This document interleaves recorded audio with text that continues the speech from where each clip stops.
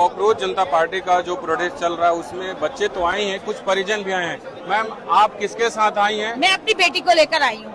अभी 13 साल की लड़की है, 9th क्लास में है, लेकिन मैं भी इस एजुकेशन सिस्टम से बिल्कुल बेकार एजुकेशन सिस्टम है। 8th क्लास में सीबीएसई ने अपना सिलेबस चेंज किया।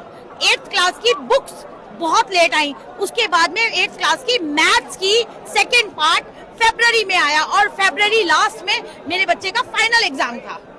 अगर सीबीएसई करती है, आज भी 9th क्लास में आ गई है लड़की, लेकिन अभी भी इसके पास एसएससी की किताब नहीं है। साइंस की किताब अभी 4 दिन पहले हमने खरीदी है। वो अगर एसएससी वो बुक्स चेंज करती है तो बुक्स अवेलेबल करवाओ ना। बच्चे कैसे पढ़ेंगे? बच्चे पढ़ेंगे नहीं, और जो बच्चे बेचारे पढ़ रहे हैं उनके तुम पेपर लीक करवा रहे हो। पेपर लीक ऐसे इतनी आसानी से पेपर लीक नहीं होते, तो एक माँ नहीं होते। ये भारत सरकार, ये प्रधान जी जो है, इनको हटाया जाए। इनकी जगह और कोई कैपेबल आदमी होगा बीजेपी में, ढूंढो ना, कहीं कोई कैपेबल होगा। मत तुम दूसरी पार्टी से लाओ, अपनी पार्टी से ही कोई कैपेबल आदमी लाओ। रोज पेपर लीक हो रहे हैं, बच्चे कितनी तैयारी करेंगे?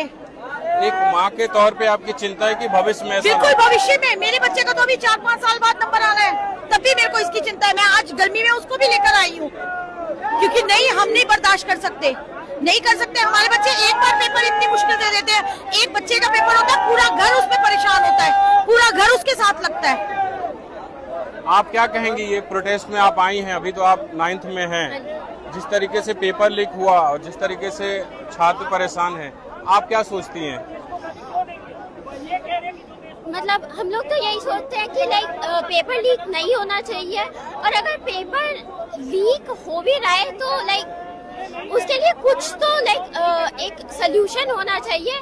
और ऊपर से एक बारी पेपर देना इज हम लोगों के लिए बहुत मुश्किल, लेकिन अभी सेकेंड टाइम पेपर देना will be a big thing for the youth of India. एक पेपर लीक हुआ बताइए, और एक जो पेपर कैंसिल हुआ सीयूईटी का, क्या हुआ? वो क्या सरकार कहाँ देख रही है? सरकार से एक सिस्टम नहीं संभाला जा रहा। कुछ 2-3 सेंटर्स पे जो इन्होंने बिल्कुल उस एक शिफ्ट के पेपर कैंसिल कर दिए और कहा कि दूसरी शिफ्ट में होंगे।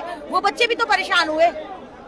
क्या बच्चों को ही बस सिर्फ एक बच्चों को परेशान कर रहे हैं? नहीं संभल रहा एजुकेशन सिस्टम, नहीं संभल रहा। छोड़ दो पद, कोई और कोई और पद दे दो उनको।